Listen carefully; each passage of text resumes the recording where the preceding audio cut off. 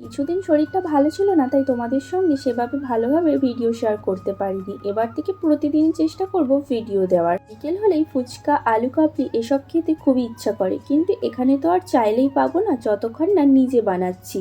তবে আজকে আর ফুচকা, আলু কাবলি এসব কিছুই বানাবো না, আজকে বানাচ্ছি সবজি দিয়ে ম্যাগি।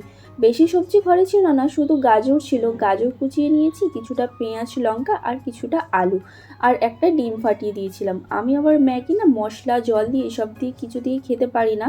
তার জন্যই কিন্তু ঘরে যখনই যে সমস্ত সবজি থাকে সেই সমস্ত সবজি দিয়েই কিন্তু ম্যাগিটা করে খাই।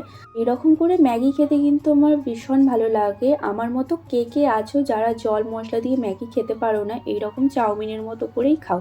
অবশ্যই কিন্তু কমেন্ট করে জানিও। সন্ধে দেওয়ার কিছুক্ষণ পরই ও চলে এসেছিল। তারপর দুজনে মিলে বেরিয়েছিলাম একটু বাজারে, কারণ একদিন পরে যেহেতু মকর সংক্রান্তি, তার জন্য কিছু ফল কিনতে গিয়েছিলাম। তো আজকের মতো টাটা।